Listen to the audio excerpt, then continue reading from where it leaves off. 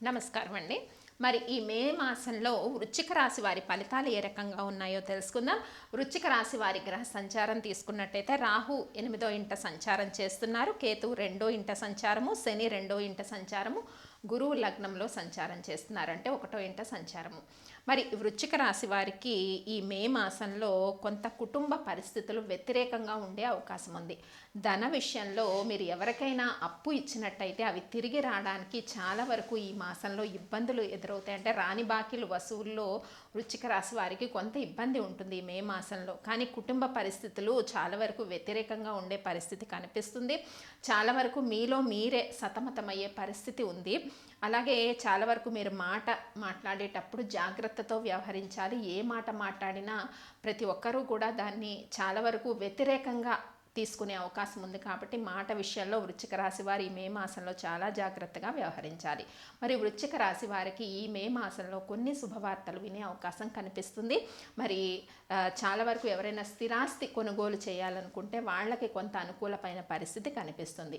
Speculation వ్యాపార రంగానికి కొంత మాధ్యమిక ఫలితాలు కనిపిస్తున్నాయి. మరి పెళ్లి కాని యువతీ యువకులు ఎవరైనా ఉంటే వారి వివాహ నిశ్చయమయ్యే విషయంలో కొంత పురోభివృద్ధి అయితే ఈ మే మాసంలో వృశ్చిక రాశి వారికి కనిపిస్తుంది. మరి బంధుమిత్రులతో కలిసి విందు వినోదాల్లో పాల్గొంటారు. అలాగే తీర్థయాత్ర దర్శనాలు కూడా చేసుకునే అవకాశం మరి వృశ్చిక రాశి వారికి కనిపిస్తుంది. కొంత ఖర్చులు అధికంగా ఉన్నాయి, మీరు ఆ విషయంలో తగు జాగ్రత్తలు తీసుకోవాలి. మీ ఆలోచనలన్నీ చక్కగా ఉంటాయి, మంచి ప్రణాళికలుగా రూపొందుతాయి, కానీ కార్యరూపం దాల్చే వరకు కొంత జాప్యం కనిపిస్తుంది వృశ్చిక రాశి వారికి. ఆ విషయంలో మీరు నిరాశ పడకుండా మీరు చేయాలనుకున్న ప్రయత్నాలన్నీ కూడా మనోధైర్యంతో మీరు ముందుకు సాగిపోవాలి.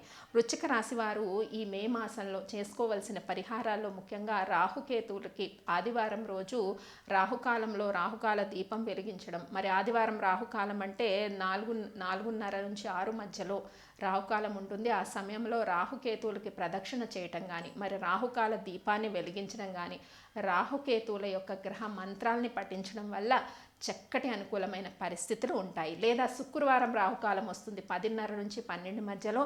ఆ సమయంలోనైనా కూడా రాహుకాల దీపాన్ని మీరు వెలిగించినట్టయితే చాలా వరకు మీ చుట్టూ ఉండే చిక్కులు, సమస్యలు, నిందలు చాలా వరకు దూరం అయ్యే అవకాశం ఉంటుంది. అలాగే శనివారం రోజు వెంకటేశ్వర అష్టోత్తరాన్ని పఠించడం వల్ల, గోవింద నామాల్ని పఠించడం వల్ల కొంత మానసిక ప్రశాంతత ఉంటుంది.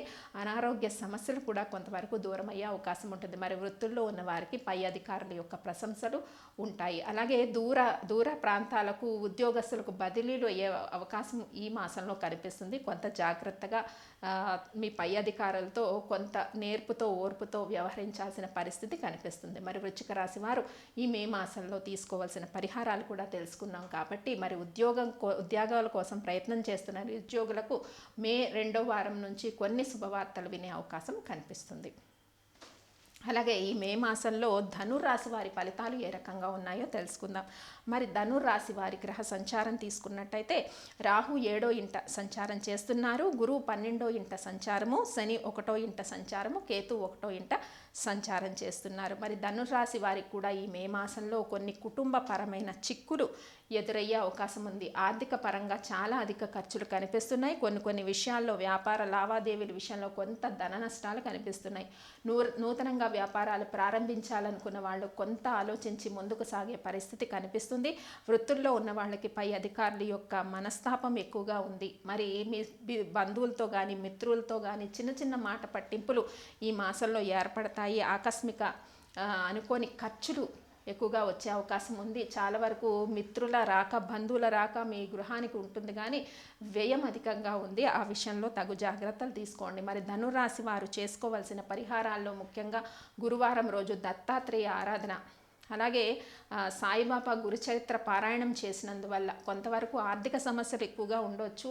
ఈ మే మాసంలో ధనుర్రాశి వారికి ఆర్థిక లావాదేవీల విషయంలో కొంత వ్యతిరేకత కనిపిస్తుంది. కాబట్టి కొంత అధిక ఖర్చులు కూడా ఉన్నాయి.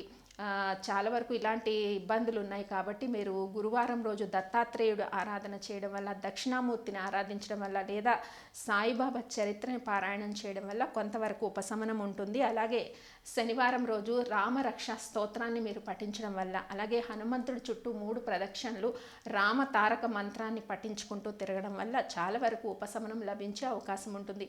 నిరుద్యోగులు ఎవరైతే ఉంటారో వాళ్ళు ఉద్యోగాల కోసం ప్రయత్నాలు చేసే వారికి మే 3వ వారం నుంచి కొంత సానుకూలమైన పరిస్థితులు ఉంటాయి. అలాగే స్పెక్యులేషన్ వ్యాపార రంగం కొంత ఆచితూచి వ్యవహరించే పరిస్థితి కనిపిస్తుంది.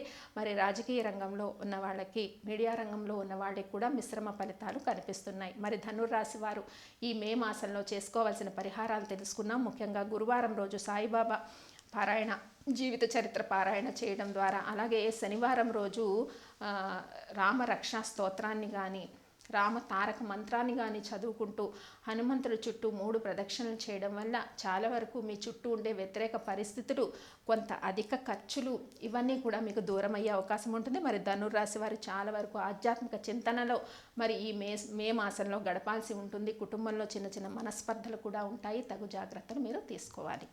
మరి ఈ మే మాసంలో మకర రాశి వారి ఫలితాలు ఏ రకంగా ఉన్నాయో తెలుసుకుందాం. మకర రాశి వారి గ్రహ సంచారం తీసుకున్నట్టయితే రాహువు 6వ ఇంట సంచారం చేస్తున్నారు, గురువు 11వ ఇంట సంచారము, శని 12వ ఇంట్లో సంచారము, కేతువు 12వ ఇంట్లో సంచారం చేస్తున్నారు. కొంతవరకు మకర రాశి వారికి ఈ మే మాసంలో కొన్ని శుభవార్తలు వినే అవకాశం ఉంది. ఆర్థిక లావాదేవీల విషయంలో కొన్ని అనుకూలతలు కనిపిస్తున్నాయి. మీకు రాని బాకీలు కూడా వసూలయ్యే అవకాశం కనిపిస్తుంది. ఎప్పటి నుంచో పెండింగ్లో ఉండే కోర్టు కేసులు కూడా ఒక కొలికి వచ్చే పరిస్థితి కనిపిస్తుంది. మరి మకర రాశి వారు ఏదైనా స్థిరాస్తి కొనుగోలు చేయాలనుకున్న వాళ్ళకి కొంత సానుకూలమైన పరిస్థితులు ఉన్నాయి. మరి ఈ మే మాసంలో మకర రాశి వారు విందు వినోదాల్లో పాల్గొంటారు బంధుమిత్రులతో కలిసి. అలాగే పెళ్లి కాని యువకులు ఎవరైనా ఉంటే వివాహ విషయంలో, సంబంధాల విషయంలో కొంత పురోభివృద్ధి వారికి కనిపించే అవకాశం ఉంది. అలాగే వృత్తుల్లో ఉన్న వాళ్ళకి పై అధికారుల యొక్క ప్రశంసలు, అలాగే వ్యాపార రంగంలో ఉన్న వాళ్ళకి కొంతవరకు వాళ్ళ వ్యాపారాలు లాభాల బాటలో ముందుకు సాగుతాయి. నిరుద్యోగులు ఉద్యోగాల కోసం ప్రయత్నం చేస్తున్న వారికి మే 2వ వారం నుంచి కొన్ని శుభవార్తలు వినే అవకాశం కనిపిస్తుంది. ముఖ్యంగా మీరు మకర రాశి వారు శనివారం రోజు చాలా వరకు శనేశ్వరుడికి తైలాభిషేకం చేయించడం వల్ల చాలా వరకు అనారోగ్య సమస్యలు కానీ, ఏదైనా పనిని ప్రారంభించేటప్పుడు ప్రారంభంలో కొన్ని ఒడిదుడుకులు వస్తాయి. జాప్యము కానీ, ఒడిదుడుకులు కానీ మకర రాశి వారికి మే మాసంలో ఏర్పడవచ్చు. ఇటువంటి ప్రతికూల ఫలితాన్ని నిర్మూలించడానికి మీరు శనివారం రోజు శనేశ్వరుడికి తైలాభిషేకం చేయడం వల్ల, అలాగే శివ పంచాక్షరి మంత్రాన్ని శనివారం పఠించడం వల్ల మరిన్ని సానుకూలమైన పరిస్థితులు మీ చుట్టూ ఉండే అవకాశం మకర రాశి వారికి కనిపిస్తుంది. స్వస్తి.